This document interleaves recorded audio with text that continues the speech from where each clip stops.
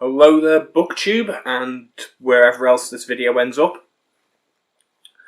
So, CriminOlly put up a video about James Patterson, and I thought I'd respond because he made an interesting point.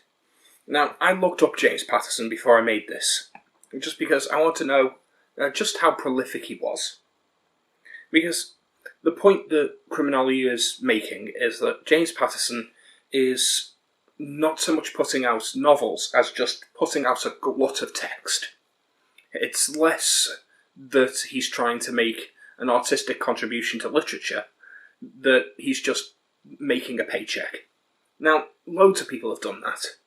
Even some of the best writers in literature did that.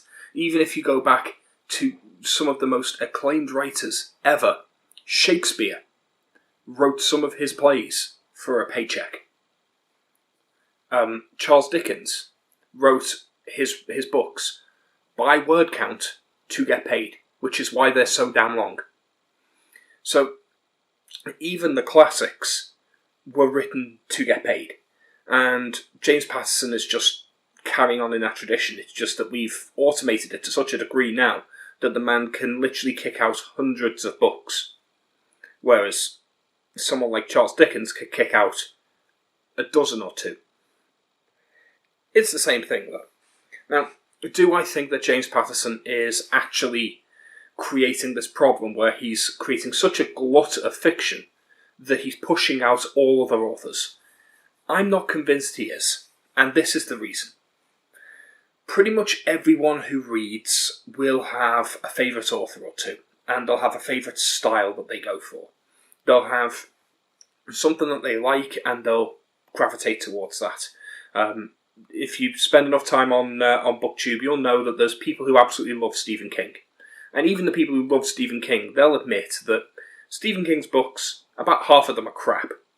And that's going to happen when you write more than 60 novels. Like, he's at 76 works of fiction now, if you include all novels and all of his collected works of novellas and short stories. But those, 11 collected works, those are dozens of short stories and novellas. So it's actually well over 150 or so if you actually divided them up. And his novellas and his short stories are usually his better stuff. But that aside, most Stephen King fans will admit that half of Stephen King's work is crap. Stephen King is in badly need of an editor. But half of it's really good. I'm a Stephen King fan myself. I've got a whole shelf of Stephen King. I've also got a whole shelf of Charles Dickens.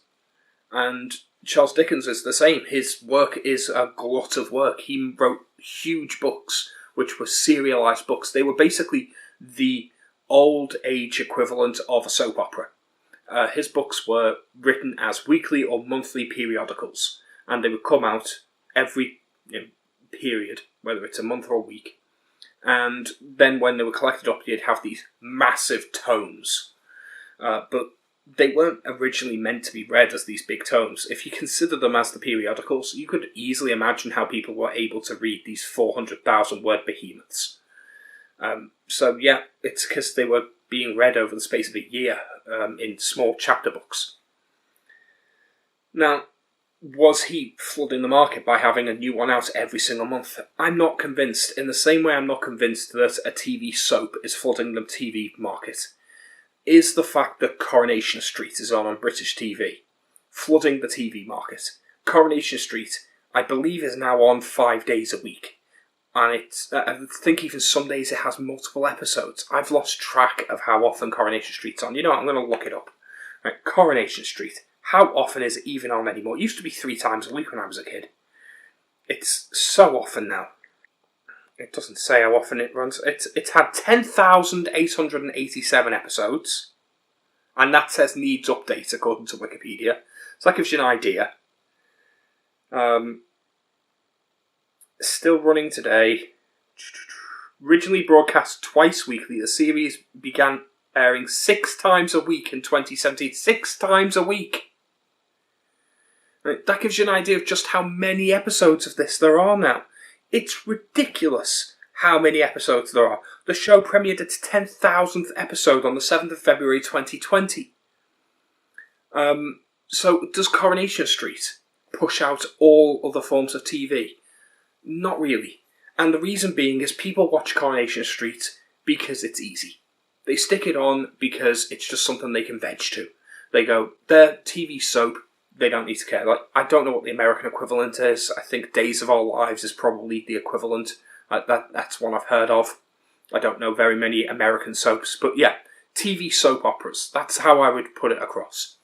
Now, is that going to stop people watching decent, well-written TV? I don't think so. People are still watching the best TV shows that are being put out. The golden age of television still happened when streaming became the big thing, and these high concept, big budget TV shows started coming about. People watched them. They didn't not watch them because they needed to make time for their TV soaps.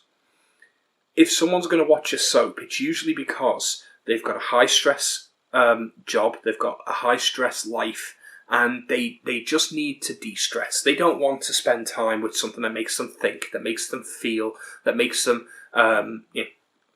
spend time going into the intricacies of the character development or the plot. They don't want that. They just want a simple story with simple cookie cutter characters that are predictable, that are trope laden, because then they can half watch it. They can follow along. They can miss an episode or two, and they still really know what's going on. That's what they want, and that's what James Patterson's books are doing. They're the same kind of thing. It's a book where you can read through it. You can probably skim half of it and still get most of what's going on, and still feel like you're getting that thriller feel without needing to go for something that's too complex. And I think that's what James Patterson is filling. I think that's the hole he's filling. And the fact that he's produced over 200 novels, I think proves my point. So, is James Patterson, preventing other people from being published? I don't think so, because I don't think that he's being marketed to the same target audience. I don't think that the people who would read James Patterson would also want to read a top of the line mystery novel that has deep complexity to it. I think they want something that is the literary equivalent of junk food. That's what they want, and that's why they've gone for it. And there's nothing wrong with that. It's the same reason that some people will want to play a video game that is deeply challenging and is going to require practice and skill, and other people just want to switch on a game and go onto a map with a bunch of other people where they can shoot guns at each other and have fun. And again, no one really cares. Like, no one's taking Mario Kart seriously. No one really plays Mario Kart for the skill, because there isn't really any skill in Mario Kart. Mario Kart's largely luck-based. So you play it as a party game. You play it just to have a bit of fun. Like, you can get better at Mario Kart, but the system is intentionally designed so that if you get better at Mario Kart, the game actively punishes you anyway. So that's how I feel the game is designed. It's designed to be played in small bursts just to blow off some steam, and I think the book is designed to be designed to be read in the same way. It's designed to be read at the end of the day. You've had a hard day at work, or you've been looking after the kids all day. You want to calm down after you've just had 3 kids running you ragged all day. You sit back, you open your book, and you have some easy to follow, simplistic mystery stuff that's just gonna light up a couple of easy bells. Nothing that's going to challenge you too much. And really, can we criticise that? It's no different than someone watching a soap or playing an easy video game. I don't think that it's a problem, and I think that if the publishing industry is going to prevent more complex, more interesting literature from being published in order to make more of that cookie cutter stuff, then the publishing industry is fundamentally broken in the first place. That's my take on it. Thanks for bringing up the topic, CriminOlly, and hopefully this was an interesting addition. I'll see you guys in the next video. Bye.